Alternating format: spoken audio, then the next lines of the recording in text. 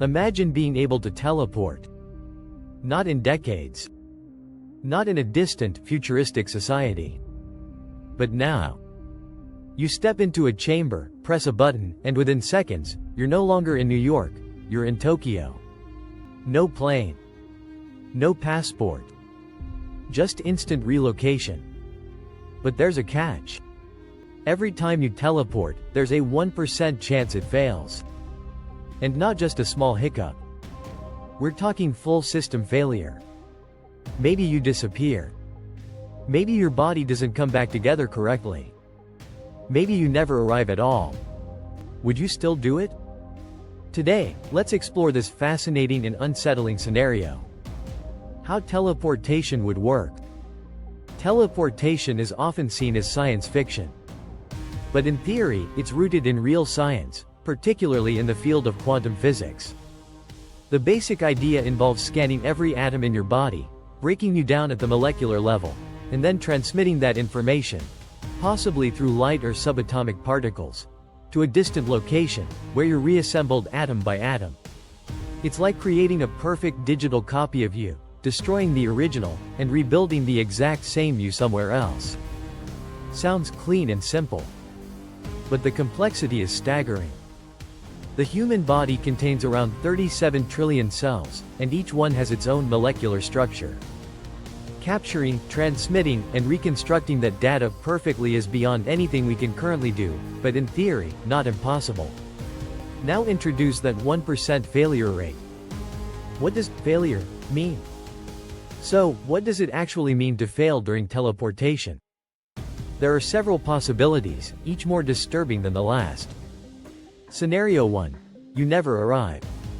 Your particles are lost in transmission, or the reconstruction process crashes halfway through. Scenario 2. You arrive, but incorrectly. Your consciousness returns, but your body isn't right. Internal organs shifted. Limbs misaligned. Memory fragmented. Scenario 3. Two copies of you are created. One at the destination, one left behind, leading to ethical and existential crises. Scenario 4. You merge with someone else who was teleporting at the same moment. A grotesque fusion of two beings. Even if only one of these outcomes happens 1% of the time, would that be acceptable? Real-world choices under a 1% risk. Let's say teleportation becomes available commercially. It's fast. It's convenient. But the 1% risk is openly stated. How would we use it? Would you teleport to work every day? Or only for special occasions? Would schools allow children to teleport? Would hospitals recommend teleportation for medical emergencies? Now consider travel hubs. Major cities, airports, crowded events, places with thousands of teleportation requests per hour.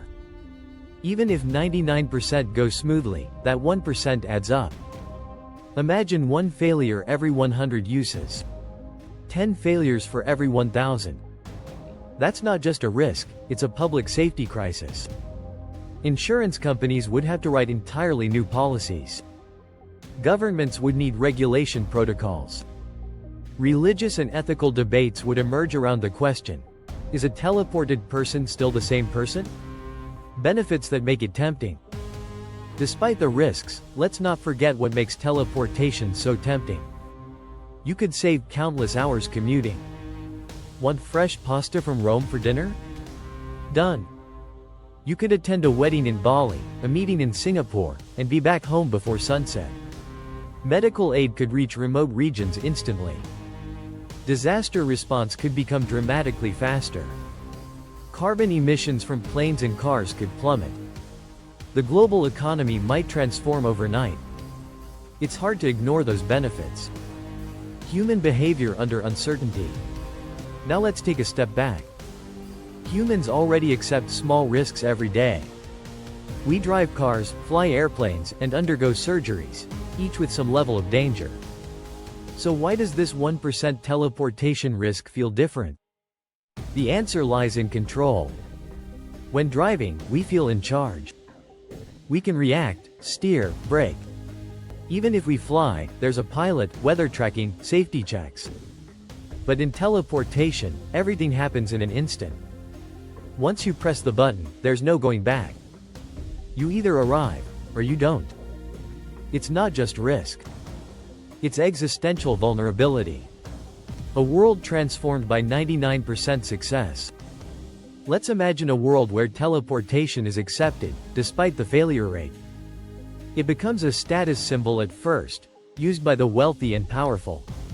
Over time, costs drop, and it spreads.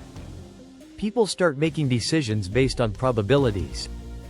Some choose not to teleport at all. Others gamble with every trip. Entire industries are reshaped. Airlines vanish. Highways empty. Borders lose meaning.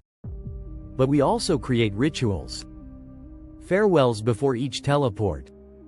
Legal documents acknowledging the risk.